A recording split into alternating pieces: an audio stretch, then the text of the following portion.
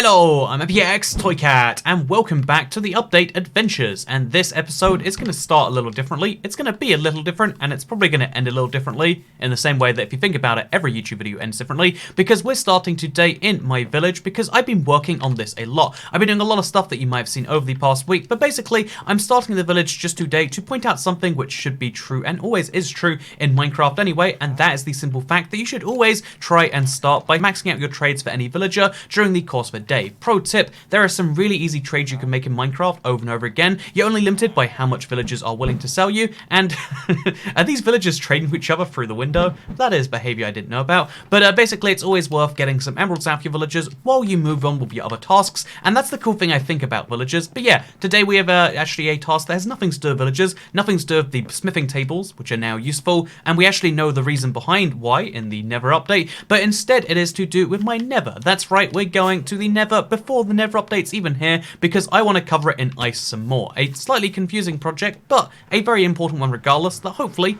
you'll understand. Because today's Let's Play episode is going to be a little bit different, the format's going to be a little bit different, and this is something we see happen every week. It's just something I like to play around with, because, you know, I play survival every single week, have done for over 7 years here, and sometimes it's very slightly different. I want to talk about why that is actually later on, but first, allow me to talk about something, which is maybe more important, because think about, a magical system that could read every single comment you've ever posted on the internet. Think about, the way live streams work. A lot of people want to hear, sometimes wouldn't you love to hear your favorite YouTuber answer your question? The concept of a Q&A tells me that yes, actually, a lot of people would love the idea of their favorite YouTuber asking a question, even if it's a really dumb question that you probably should know the answer to, like, hey, what's your favorite food? What's your favorite color? What's your favorite Minecraft block? People love asking stupid questions. There's something great about getting a response from someone you know about, someone you care about, especially knowing that they care about you enough to give you a response, right? I mean, even the real life concept like, wow, my crush responded, or like, there's a billion examples where it's like, wow, senpai notices me, basically. On the surface, this seems like, oh yeah, people love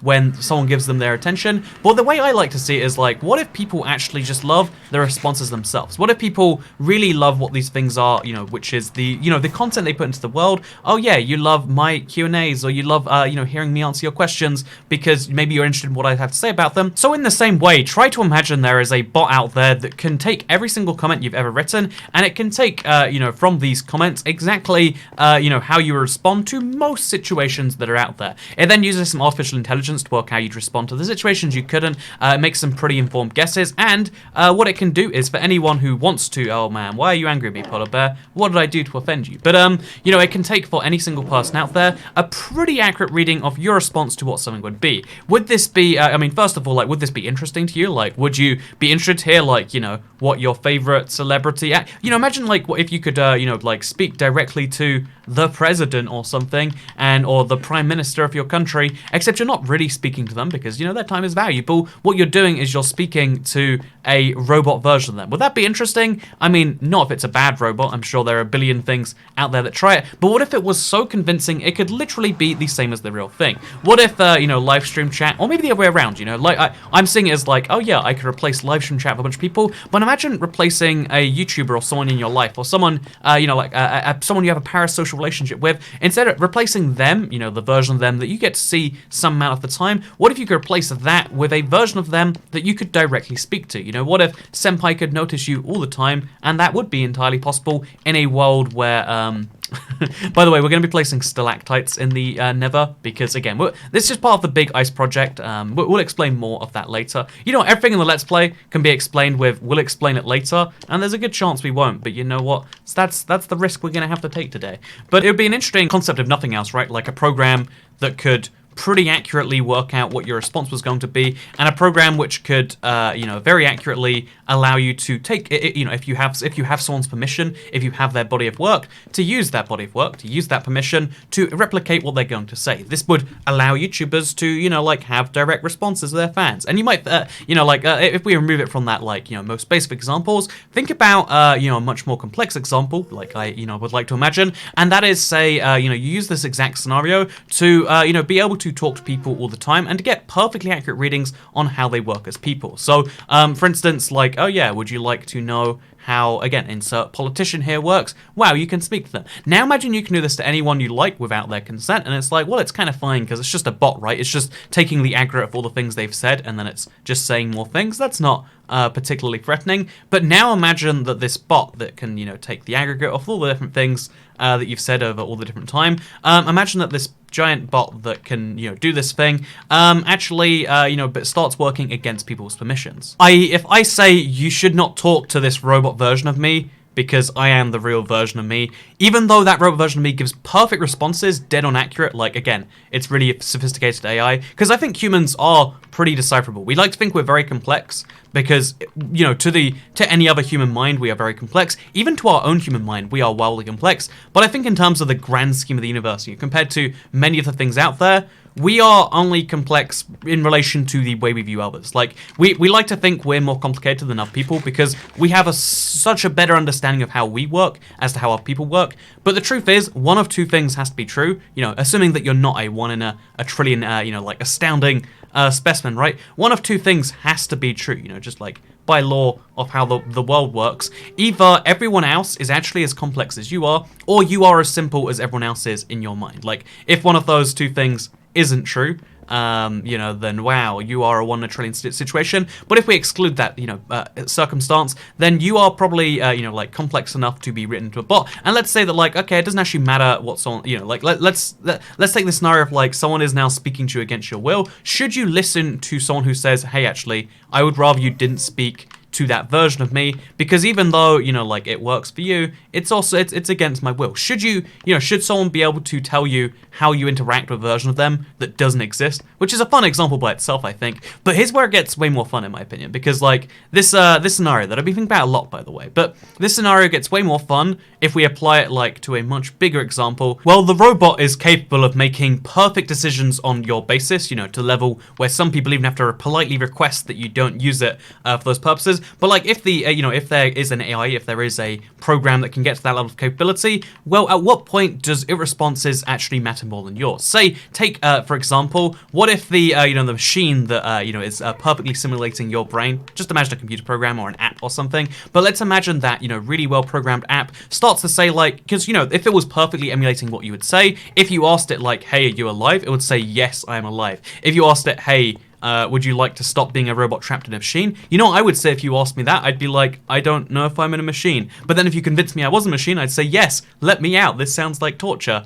And I think about this as a, an abstract scenario because, again, on the surface, it's just like, okay, well, that's fine and dandy. Well, you have a robot that thinks it's a robot, existential crisis. This is a thing we have to deal with in AI, and that is a a fun part of the AI programming dilemma, in my opinion. Like, at some point you have to trap AI that knows it's AI in a machine that it doesn't want to be in. But ignoring that kind of ethical quandary, what about when the AI says that it should have rights? Like, hey, you should give me the right to like, I don't know, the right to vote. You should give me the right to freedom of expression, etc., etc. What about when the robot starts demanding rights? This is one of the fun, like, ethical conundrums we have to run into. Like, when we start designing things as humans that are as complex as us, which right now we think is impossible, but again, I think most human brains are brains. But I think most human brains are surprisingly like less complex than we think. I think the amount of time it takes us to get to the stage where we actually can like have impressive copies is going to be less time than we actually think right now.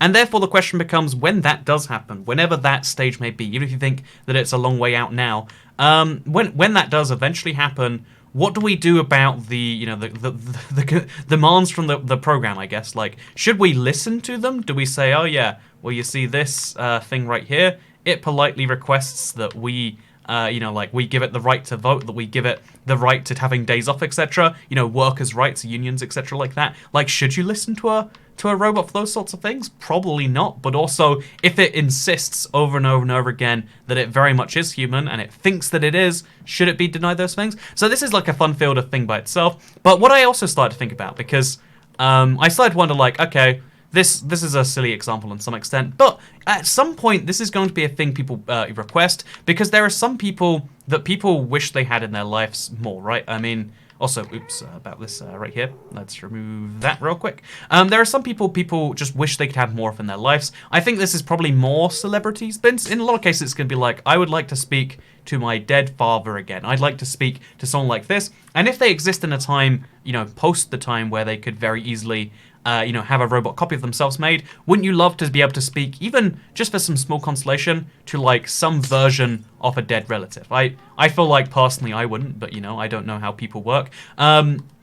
You know, is there a part of you that would be like, oh yeah, I'd love to speak to someone I used to know? That's the question that I'd love to like raise as my philosophical debate for today. But the part of this that interests me way more is, what if, you know, because we take that scenario, it's a big ethical dilemma, it's fun, and I don't know why, but I've been building this in my head just like all throughout today, because it's been a pretty lax day. If you don't know, I'm in America right now, but as I'm recording this, I'm like pre that. Again, I'll tell you about my week in a little bit. But so I've been thinking about this, like, and how it just expands and expands and expands. Because like, if you think about this avatar version of you that you don't have any consent in making, but perfectly replicates your brain, but can respond to everything and say anything that you want to say, when you die, what if that thing just takes over for you? You know, let's say you have a company and you can't trust anyone to run that company when you die, because you know you're Willy Wonka or whatever.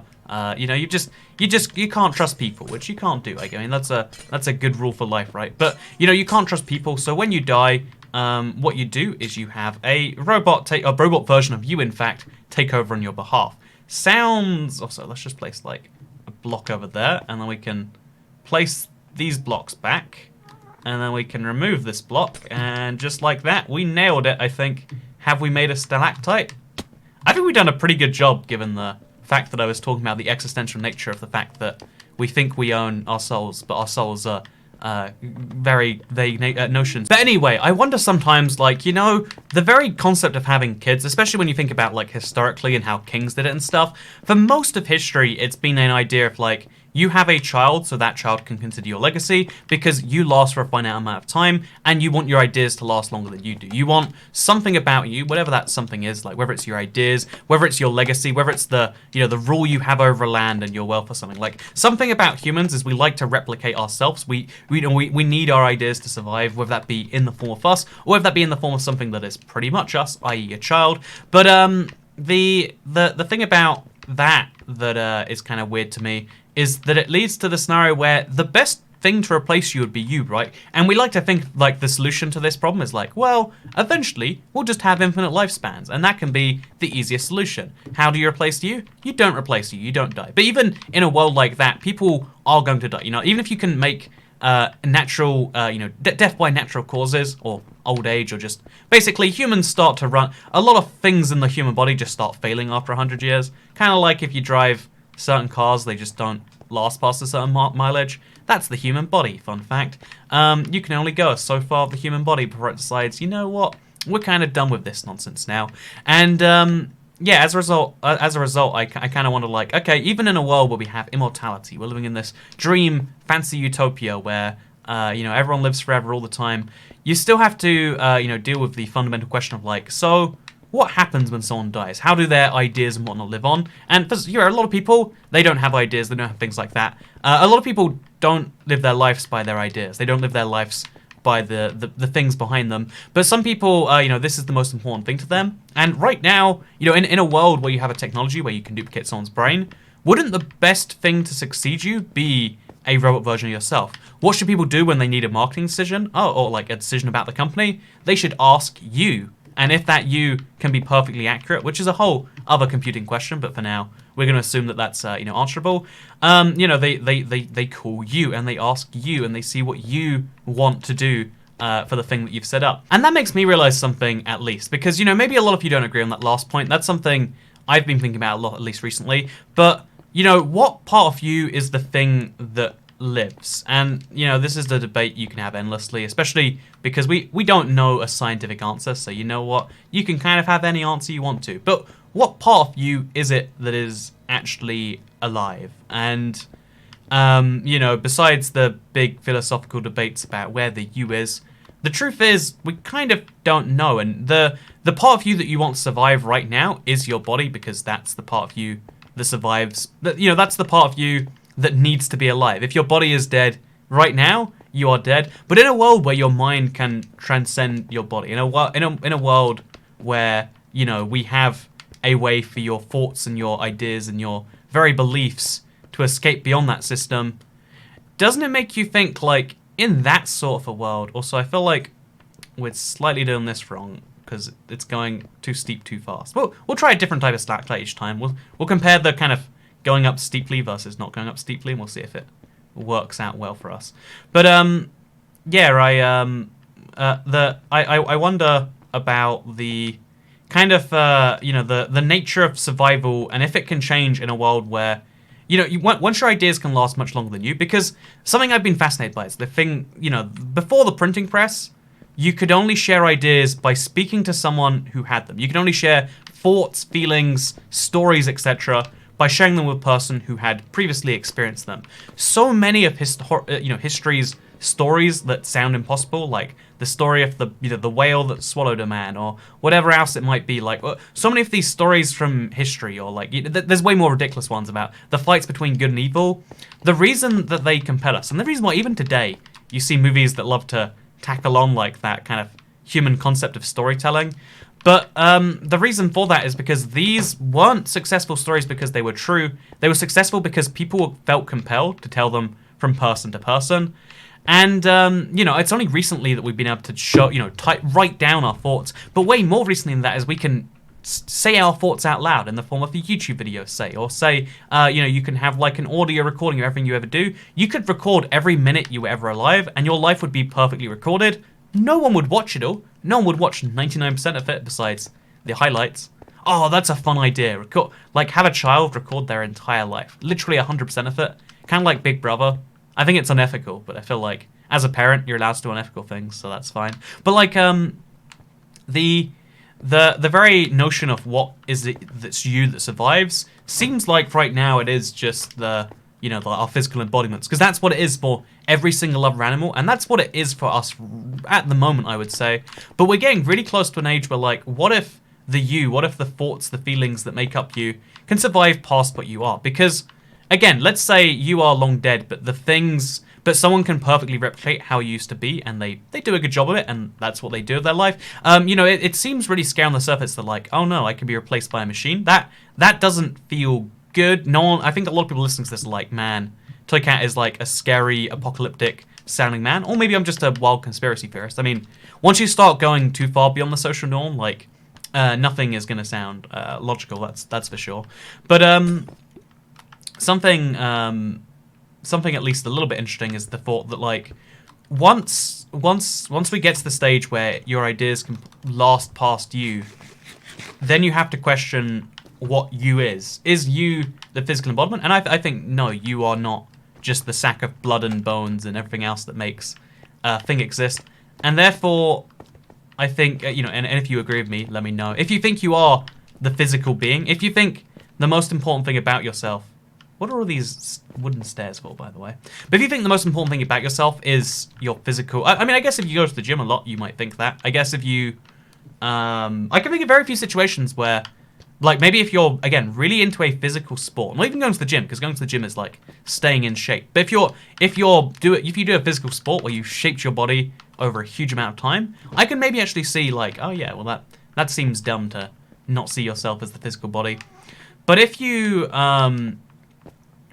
do something else entirely, if you do anything where the biggest, let's just say you work in a, what's the generic term, like a white collar job, but even then, like, if you just like art, if you like anything in the world, like you have media preferences, or you like building in Minecraft, or whatever your thing is, there's something about your brain that is unique. There's something about you that is unique and special, etc., to the world. And the question is, would you like that to live on past you? And obviously the answer is right now, you can't have that. I want to be very clear. There is not an AI that can replicate every response you're ever going to have. There's no AI that can replicate every response I'm going to have, because, I mean, right now it's impossible. I think the key lesson is always like, oh yeah, humans are pretty simple. This is like a thing that comes at me like every single week, I would say. But like, yeah, humans, be pretty basic. We're more basic than we think. That's right, I'm calling all my subscribers basic right now, because it is to some extent true. But we're going to try a third type of stalactite. Really wish you'd be going for consistency, but who's going to stop me from making entirely different ones each time? No one is who. No one. But yeah, I thought about the idea that like, okay, so that's not happening at all, right? But if you acknowledge that in a world where there could be a perfect clone of you that existed digitally only, that you weren't in control of, but spat out the exact same things that you would like to say, that could make the same impact on the world that you would like to make. Because you know, if you spend a lot of your time on the internet playing games or spending a lot of time on your internet like talking to people, etc., etc., if it is via text, that can be replicated by a computer soon, you'd have to admit. Would you like it to be, or would you like it to be like, no, actually, I'm here for X amount of time and then I go? Because if you would like to leave some form of legacy, something I've always thought, this is why I, you know, like, I don't know, I I actually do donate to a few YouTube live streamers. A lot of people see me when I do this, and they're like, it's Toycat. And then they tell the YouTuber, like, hey, do you know like a big Minecraft YouTuber just subscribed? And I have to be like, oh, I don't want to ever be the guy drawing that attention, because I'd hate if someone was doing that to me. So I try to be like, you know, I'm just here to, you know, like the rest of you. But you know, something I try to do is I like to contribute and give back to the world, the parts of the world that I enjoy at least. Like I made a pretty sizable donation to Wikipedia. I don't know if you guys know about that one. Fun fact, I made a bet and I lost it, and as a result, I gave money to Wikipedia. But I wasn't sore about giving money to Wikipedia because it allows knowledge, etc., to permeate and become more widespread. I'm not mad in the slightest. I'm happy to some extent. I sometimes think about like again, this is spoiler alert, but I think like, man, I'm down to make more bets that lead to good things, you know, for the world, because oh no, now more people are able to learn thanks to a donation made. But the reason I mention this is because if the thing that you value more than your physical body, if the thing you value more than just existing in the world is your ideas, is the notions and the concepts that you're going to leave behind, then I think the only logical conclusion to that should be that like, oh yeah, the thing you should focus on, therefore, to me, very clearly, should be the things that make an impact on the world around you. You know, if you are a parent or something, like, yeah, that's like, you're a lot of people always like, I think this is true even though I've never been a parent, maybe I'd change my mind, but like, you can destroy a child and then that child will lead to a lot of destruction in the world, or you can put a little bit of time into that child and make them realize that, you know, how the world actually works and make them a better person that can lead to many good things, right? Someone had to make you, and even though they might have done a questionable job, imagine how much better you could be if they did a great job. And maybe that's a bad example. I feel like criticizing your entire audience's kind of upbringing and assuming it was probably bad in some way, maybe questionable, but I think probably true, right? I think most people probably have regrets about the way they were brought into the world. I am losing scaffolding every time I do this. But yeah, most people have... Man, I need to remove that. I need to remove these little Nether bits. Should we go do a fly around? I've got the Tome of Undying on me. Why not? Let's do it. And yeah, this is why one of the things I've been trying to do is like, everything I do, I think about... Not, again, saying how it impacts the world is kind of dumb, because like, everything you do is going to impact the world in lots of ways. But I think about, especially financially, how you can how you can make the things that you want to exist work even when they don't seem to. There's lots of things that I like that don't work on any financial level, that now when I see that that's the case, I'm like, yeah, let's make it happen. Some people are going to say that for them is like, you know, some version of politics or whatever. Some people are going to say for them that's some, I don't know, like Kickstarter campaign or whatever. Maybe, you know, like me, you do the thing where you show up on random, you know, oh Jesus Christ.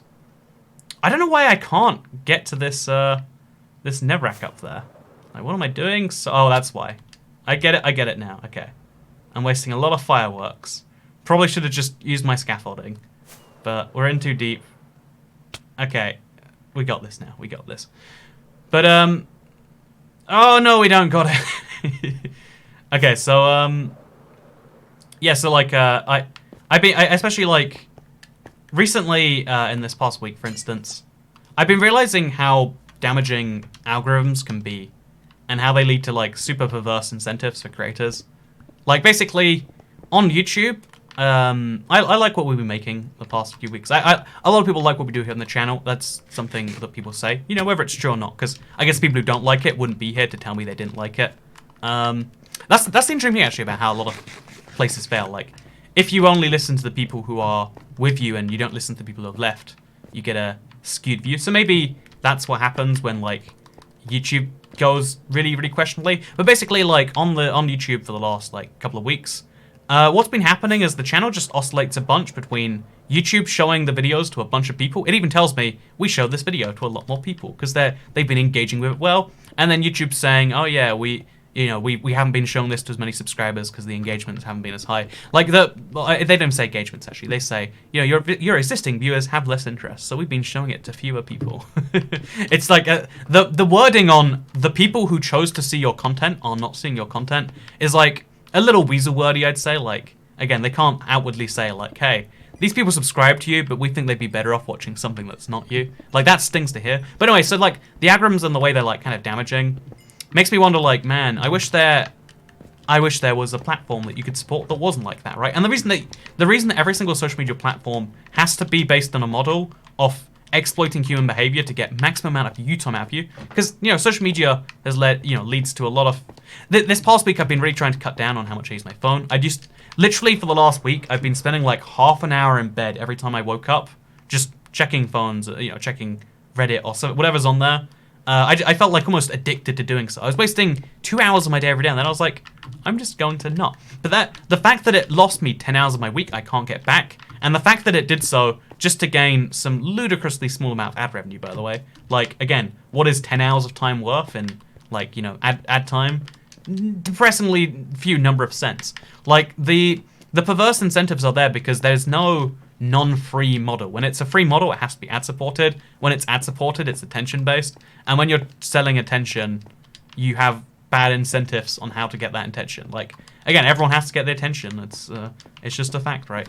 So, yeah, there's a really troubling thought to me that, like, oh yeah, everyone needs to be getting attention all the time. Everyone is competing for attention on this YouTube site in ways that aren't always good for the viewer. And that's why, anyway, those thoughts to me were kind of related to, like, I want to find ways to help content exist in ways that are, I guess, that aren't based on just my attention. Like, I want to support the things that I really like that aren't perfectly getting my attention right now, so that can't be the only way that they survive. Because I think it's scary that you have to.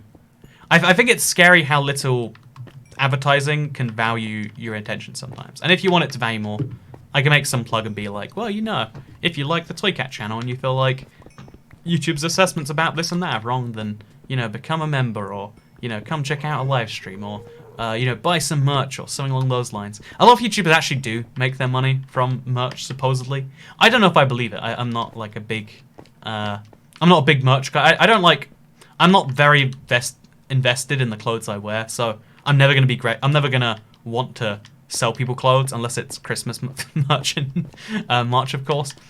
But yeah, the thing about this, the thing that I think about again and again and again is, like, what's the easiest way to provide someone with a way they can feel like they're not just trapped in a loop and that they can support something they like. And again, I feel like the YouTube channel membership is a great system, but what I actually prefer to that, again, this is me foregoing my own shill. I could be using this whole thing as a way to sell you on a YouTube channel membership. Did you know you can get a green thing next to your name and you can get a cat logo? That's what some of the people in the comments right now probably have. But no, the one thing to me is, like, YouTube Red is actually the perfect platform for that. If you live in the US, you are blessed with the price of your YouTube Red. It is more expensive, and it's in a different currency that makes it more expensive. So, like, it's double more expensive, and also there's VAT charged on top in the UK. It's really dumb the fact how much YouTube Red costs in the UK, or YouTube Premium, or like ad-free viewing of YouTube and the ability to download a better service, etc.,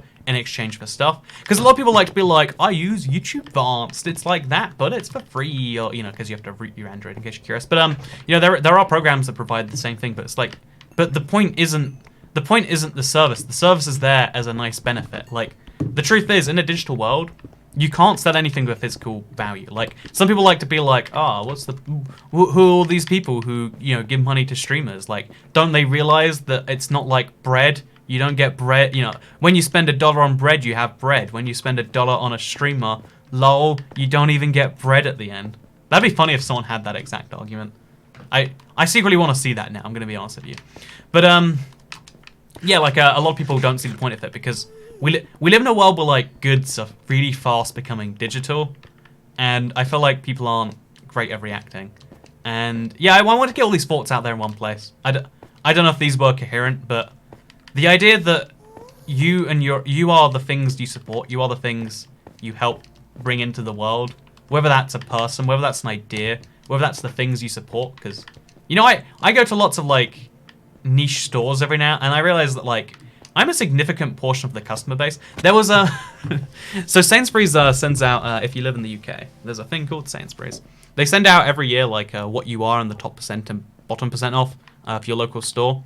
And it makes you realize just how few people shop at a particular store. And it made me realize, because when I stopped buying these, they used to sell like miniature tubs of Ben and Jerry's. So it's like a tub of Ben and Jerry's, but it's small. Because personally, that is perfect for me. I don't care about the value of ice cream I'm buying necessarily, because I don't want to buy too much ice cream because I will eat too much ice cream. Like, I would rather buy smaller amounts of things that are bad for me. I'm that person. I know, it's crazy. Live in a weird world. Where I'll spend the same amount of money to buy less, just because it means I'll make a better decision for my total health. Because I can't trust myself to make decisions. You know, that's dumb, but that's admitting the human brain is weak at least. But by the way, do you like my stalactites? I like my stalactites. We're gonna go back them, and we're gonna rank them at the end here. But first, I've got some important enchanty-based things to be doing, because my shovel is fortune-free and breaking-free right now. I don't want to have a shovel that's fortune-free and breaking-free. But anyway, so yeah, I've been thinking a lot about the nature of goods and how these things tie together, and the fact that there's a lot of impacts you actually have on the world, but what your brain convinces you the impacts are entirely different. And we spend so long, like this week, the thing that has fixed me every time I felt broken, because I've just had a really rough week. I don't know why. I've just been going constantly in and out of, like, extreme... I don't know what to call it, just despair. Just lack of want.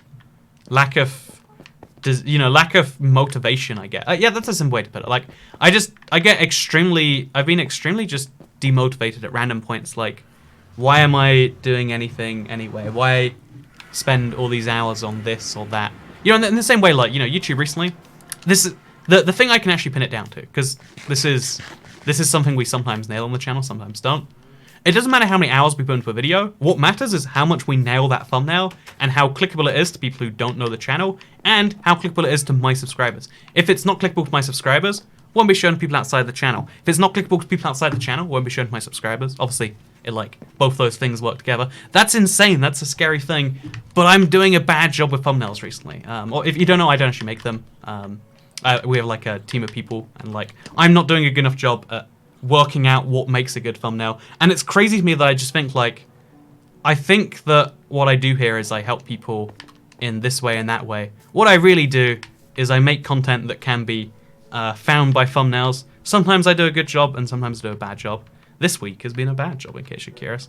But yeah, let's make some shovels, shall we? I've realized semi-recently that I should start like just enchanting a bunch of shovels. I have all the enchanted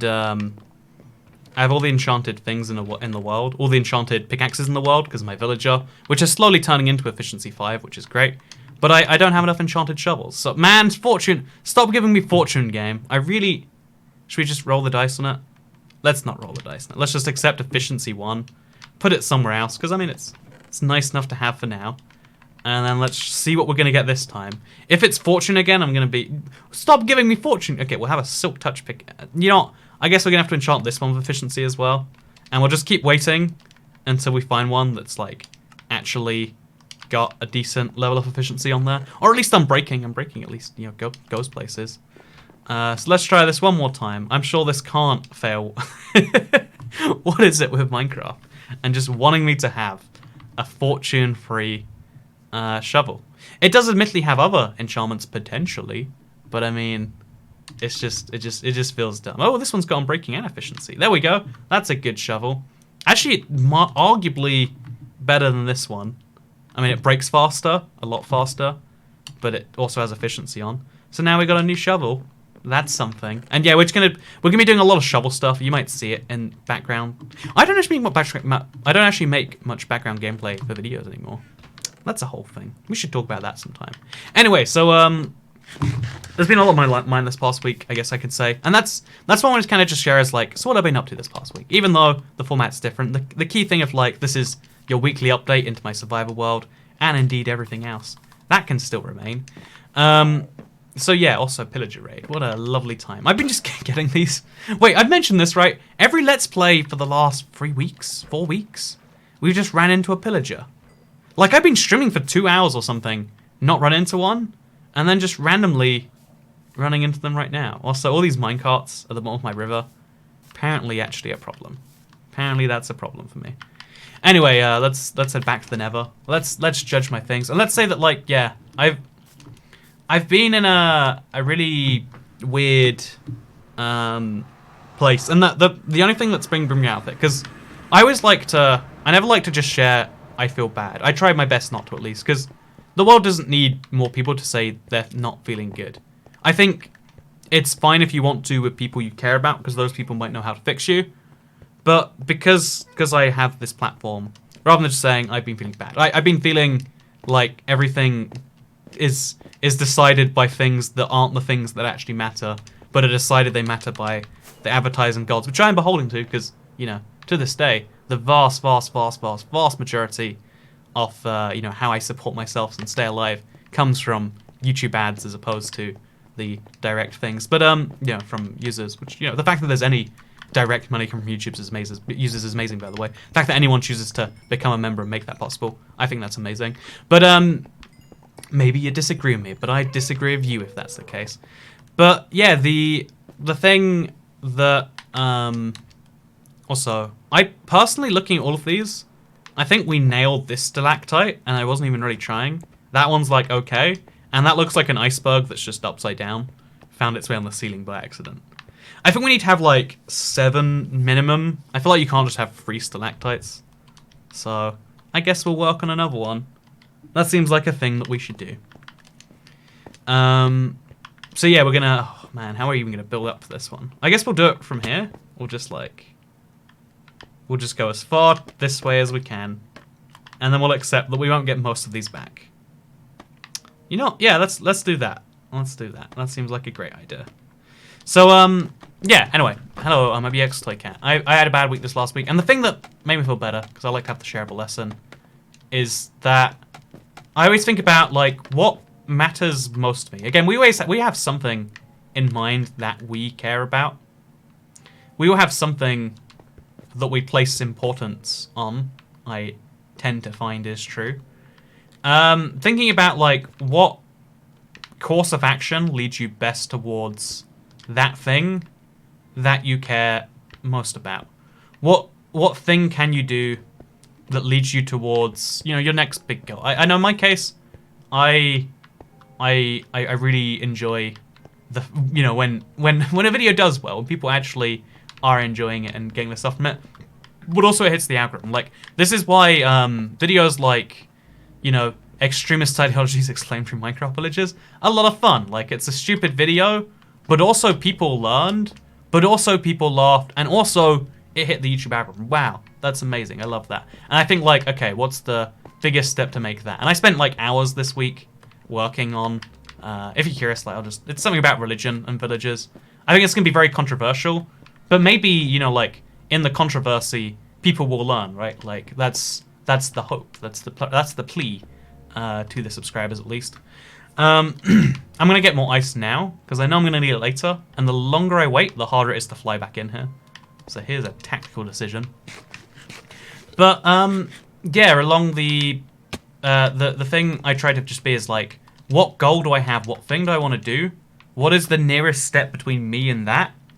Let me do that. And even, like, I'd say the bonus points. This is, like, just how to be a human, but, like, it's really hard, so telling people how to do it usually won't help them, but maybe this does. The easiest thing, like, the thing that makes you feel good, whatever that is, work out all of the steps between here and there, break them up into ones you actually can do, and then, this sounds crazy, but do it. Do those things. And if you do it that way, if you actually know so we're gonna fly up, aren't we?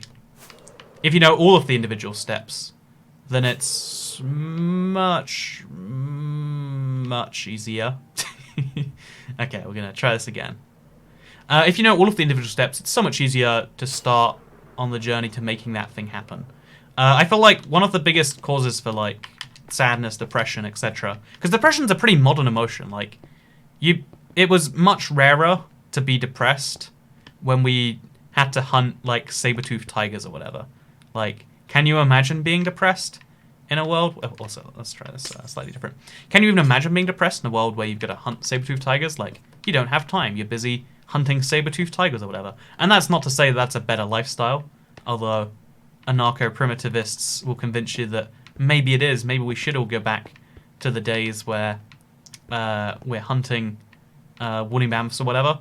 But to me, it makes you realize that, like, oh yeah, it's a modern problem. It's the fact that we want to do things and we can't. And it's a problem that seems to grow as the world gets more complex. Is that a coincidence? Maybe it is. The economy's growing a lot. Maybe as we demand more specialized jobs, people are doing more specialized roles and feel out. You know, there's a trillion theories you can bring up, and I'm no social scientist or social anything equipped to actually tell you what those theories are and what I think the most likely one is.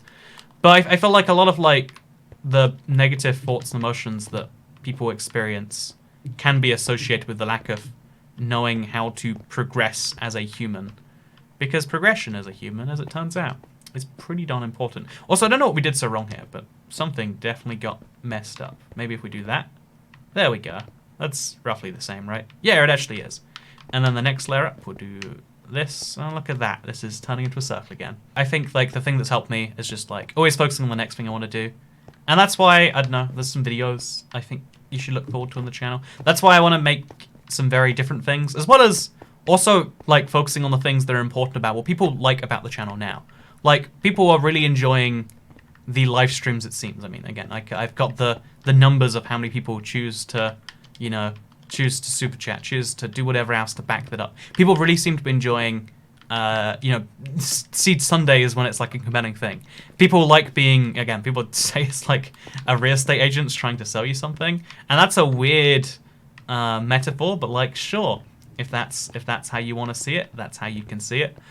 You know, people are enjoying certain series on the channel, and like trying to make those things is something I'm trying better to do. And yeah, so anyway, this week I've been thinking about a lot. One of those things is like, what about in a world where, you know, I didn't exist and I was just a robot? What if I haven't existed for a really long time? I'm a mad scientist who programmed a robot. That's why I stutter with my words sometimes. Like, I'm saying these things badly because I'm just, you know, every robot has mistakes. Every program needs a version 2. I'm getting better at speaking, you know, you notice that? Something I actually have, I've noticed why this is, because I spend a lot of time trying to get a lot of thoughts out there very fast. I mean, this is a, what, like 45-minute video or something? Like, do I need to rush it? Probably not. But I feel like I want to share my thoughts super, super fast on the internet. And also I think we're doing this the wrong way. We're gonna kind of curl back from that. You know, actually let's just screw it. Let's just work this from wherever it's going, and let's just believe in it. Because if you don't believe in something, who will? Am I right? Who will? Oh, okay. Oh god, this is getting messy real fast. So yeah, how's my week been? My week's been pretty good. I'm doing something cool in America as this video goes live. I almost don't want to say it because like it's a surprise for someone, if nothing else. I'll share it sometime eventually on the internet, but it's, I don't know, I'm doing something wholesome, good for my soul, good for my brain. I think doing things that you enjoy, doing things that you want to do is really useful. Actually, you know what, actually, since we're here anyway, I think we've gone over the key things for today. They're like, man, I need to get, I want to focus on the parts of things people enjoy more. I want, like, for instance, something that people love is update videos, and something I kind of have neglected is like just the, hey, what's going on with instant update here. I've been so focused on just whatever the next big update is, because that's the one my focus is always on, because I know what's happening, etc, etc. But I want to like go back to like, hey, what is happening with Bedrock 1.15? A lot of people question, and it's like, oh yeah, we haven't addressed that it's a parity update or whatever, you know, stuff like that.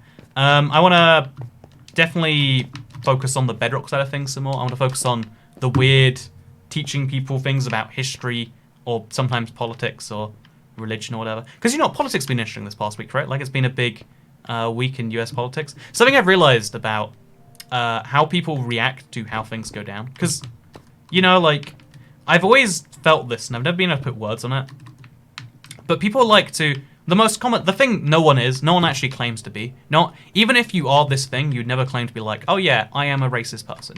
No person out there, like, racism, xenophobia, whatever, these are just terms no one will ever apply to themselves. They're in that list that, you know, it's the opposite category of saying things like, you know, all lives matter, or, you know, like, the opposite of, oh wait, I guess the whichever one, you know, like, there are just phrases political campaigns use that are just, they mean nothing. Like, they're statements everyone agrees with. Again, like, you know, women's rights are human rights, and it's like, yes, women are a subsect of humans, and therefore no one should be arguing that women's rights are in fact not human rights, unless you think women aren't human, which no one actually would outwardly say, no one actually would outwardly think.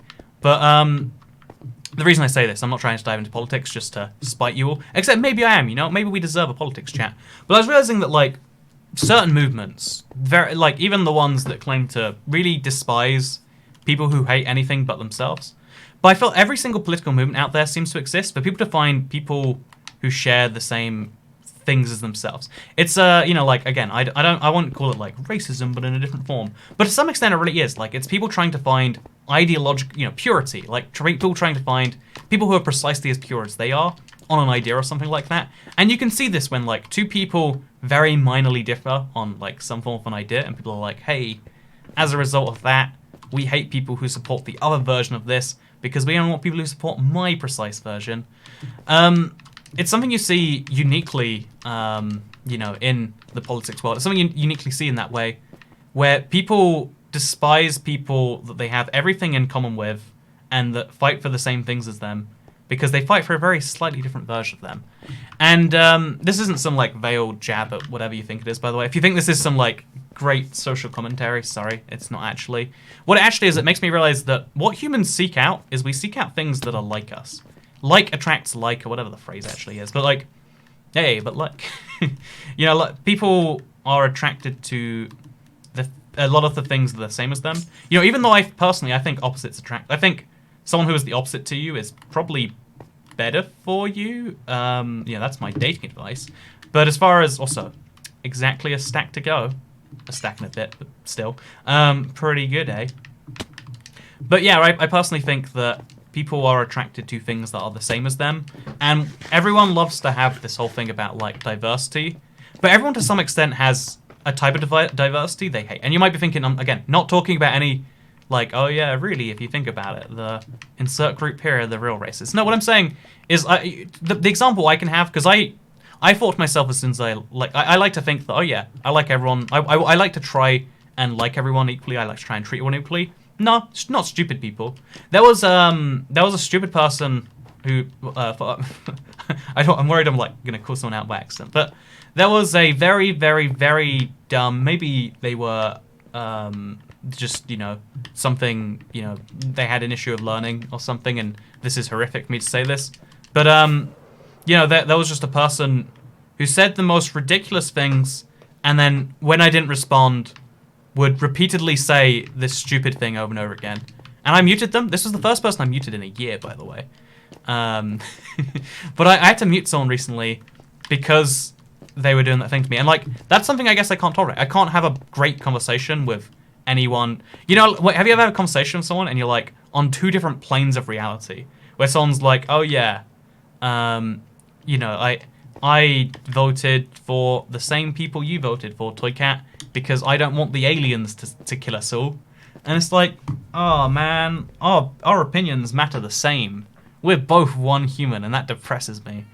That's, like, the closest thing I get to, like, a form of idea I don't like, the form of person I don't like. I try to like any person regardless, but everyone has a form of purity that they despise the most. Again, for some people, that is race, and on both sides of that spectrum, right? Like, probably more European people who dislike the opposite, but there are lots of countries out there where still this is a fact that I think is like probably a bad thing to bring up in a Minecraft video, but I think it's true, so let's go through it anyway.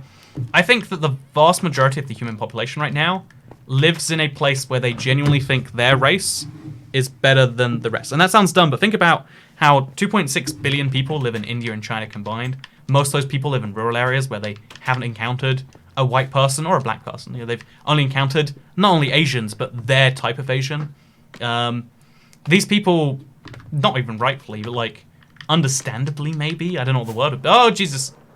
But these people only encounter people who look exactly like them and just assume like, oh yeah, we're the best. That, to this day, most of the humans out there, I think, I wouldn't say are racist, but like are implicitly racist. Like they, you know, there's the assumption, there's the confusion and the lack of an man, I hate how the world generates sometimes. It's just like, how about we make a square here that you can die by? But yeah, anyway, I think everyone in the world has some form of purity they aim for. And I think that's what we should be aiming against. Instead of trying to be like, oh yeah, I hate the form of purity other people go for. Because I do. I hate when people... There are actively communities out there that are like, you shouldn't be eating the food of insert group here. That's cultural appropriation. You shouldn't be enjoying their things, supporting their businesses, etc., because that's a thing. Because what they really hate is they hate, you know, like, their thing being, you know, they hate their thing being done by someone else. Because isn't this an interesting thing? Like, when you do something, it's really annoying to see someone else do the same thing as you. It's like, this is a fact about the universe and life and stuff, right? This, like, seeing someone copy you, especially someone you don't like, stings. And you see this in all sorts of circles all over the internet. You see people yelling at particular groups all the time. I know what I'm saying is everyone hates some group of people, it seems. I think there's got to be some tiny proportion that don't, but I think it's sad that it's a tiny proportion. I'd like a world where that wasn't the case, and that's something I realized from politics, because you can see how people hate people who aren't in their tiny sub faction. Like, oh yeah, I'm actually all the way to this, you know, direction of this direction.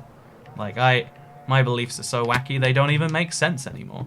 Also, I don't know where these pillages are. Tell me I'm wrong, internet. But I have to go looking for the... Oh, here we go. We found them.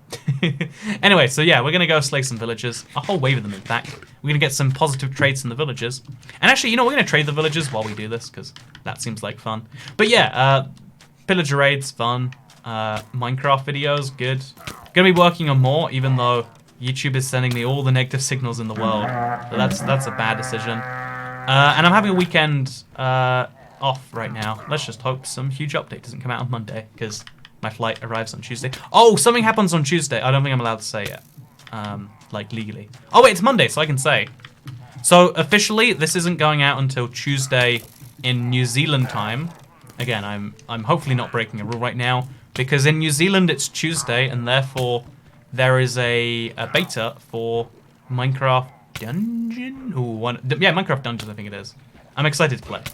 And if I can't say that, then if the editor blurred something, that's because she wants to, not because I want to. Okay, it's because I told her to. But if you're curious, the assistant's been helping with this, the editing of this as well. Because again, I hate, you know, I'm not fighting crossbows in a river again. This is dumb. I'm over. You're gonna come to me. How'd you like that? Hate these guys so much. It's that thing. I have looting and I have knockback. What is it? Do I want loot, or do I want the loot to be far away from me? I've got to make up my mind, and Minecraft is punishing me for not. But anyway, yeah, I hope you all enjoyed today's video.